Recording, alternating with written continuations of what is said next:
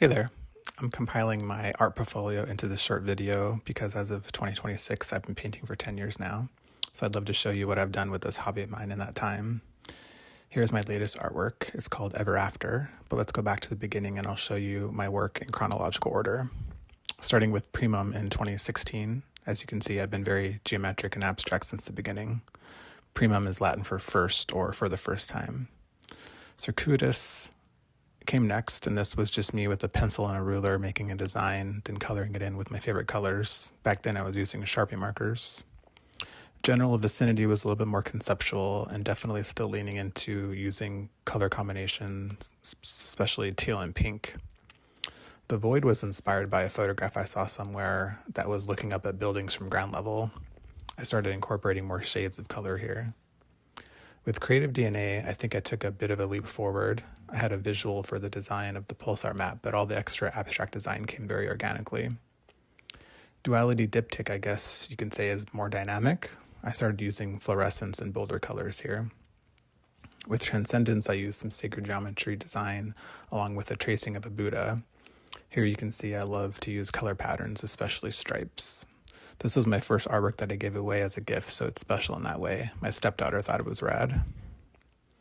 With Calling All Satellites, I remember it evolving a lot. I had UFOs in the sky, but ended up scrapping those and simplifying the sky.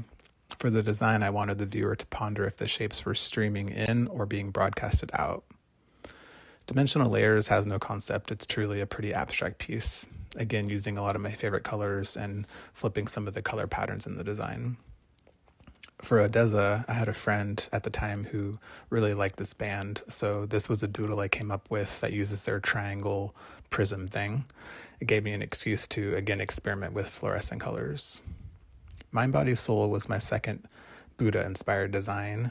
I like that it's both simple and intricate. Overtime is another diptych design, and I guess what I was showing is how things can get more complex and busy over time. Mesmerize, Hypnotize has a lot going on, lots of layers, shapes, and starting to use more perspective in the design. Escape the Witch is a pivotal piece in my career because I started exploring my love of board game design. Metaphysical Transmutation is super intricate and builds on my prior Buddha pieces. I guess I wanted to show the idea of being fragmented despite best efforts to meditate, for example. Feeling a bit exhausted after how challenging the prior piece was, Speculation was more of a simple piece and a bit of a throwback to my earlier abstract work.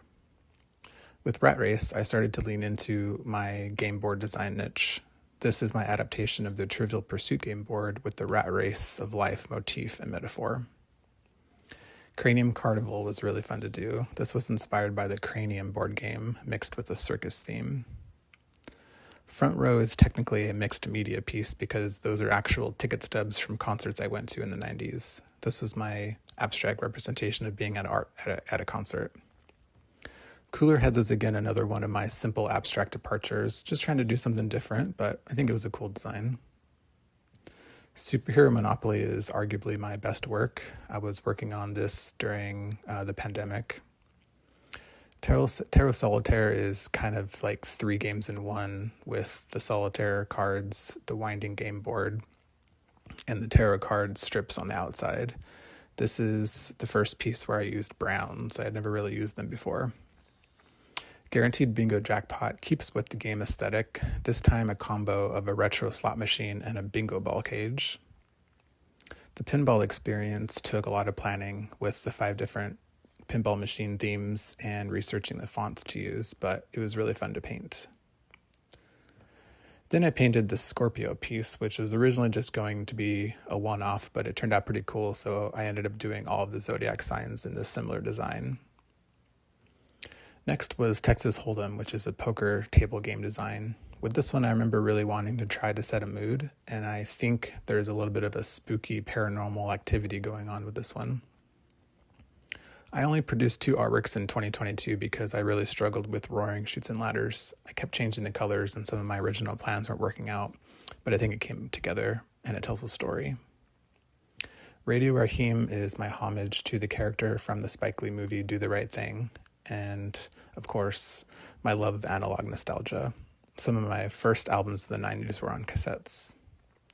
Sasquatch is my adaptation of the Sorry game board with the Bigfoot motif. This is one of my personal favorites. Remote Control is arguably one of my best works, again centered around analog nostalgia and gadgets from the 80s and 90s that defined my childhood. Overall, you get a game within a game vibe. Chinese Zodiac features 4 classic Chinese board games and the 12 animals in the Chinese Zodiac. The center wheel design is inspired by a dartboard. Keeping with the Chinese Zodiac vibe, I produced the Year of the Dragon. They might not seem like it at first glance, but I used a lot of different colors and shades in this one. Acey-Deucey Battleship is another 2 games in 1 concept. I used to play Acey-Deucey with my grandfather and Battleship with my dad. This was the first time I used painter's tape to do all those little squares, and I used glow-in-the-dark paint for the first time too. 2025 was a really hard year for me personally, but I produced a lot of art, starting with Grave, which was inspired by the coffin shape on the cover of the Hives album, The Death of Randy Fitzsimmons. I really love the color palette on this piece. With Fortune, it's a repeated design across the 4 quadrants, but painted with colors that represent the 4 elements of earth, fire, air, and water. Clue is my adaptation of the classic Clue board game, and I drew in a lot of optical illusion-inspired staircases and ladders inside each room. I just love that fluorescent pink color, obviously. Not sure if you're familiar with the Parcheesi game board, but this is my Gothic theme Parcheesi board. I really embraced my love of hardline painting in this one. This is painted exclusively with matte acrylic paint. Halloween Game of the Goose is inspired by the Game of the Goose game board and my love of the autumn time of year. This one features glow-in-the-dark paint as well. I've always loved the visuals and lore of the Fibonacci sequence, so I used it to design the squares in Fibonacci Hopscotch. I think this one is probably right up there with my best works. Dragon Energy was a side project for a very important person, and I'm proud of how it turned out. I had some Buddha statues lying around my apartment, so I decided to paint them after several coats of white gesso to prep them. I think each one of them turned out pretty cool and very fluorescent. I used glow-in-the-dark paint for the middle one. Here in 2026, I am painting over the old Zodiac Series pieces I did. Here are the updated Aquarius, Pisces, Aries, and Taurus ones. Here are some more Buddha heads I painted. I found these at World Market, so I did this series of 4 with the 4 elements and a similar color palette to my Fortune artwork. And here we are back at Ever After, which is my latest piece. I'm really diving into using vibrant and fluorescent colors. Ever After also features interference paint, which creates a really nice shimmer effect, especially in person when the light catches it. All right, thanks for watching. You can see all my artwork on my website, chrisfryer.com.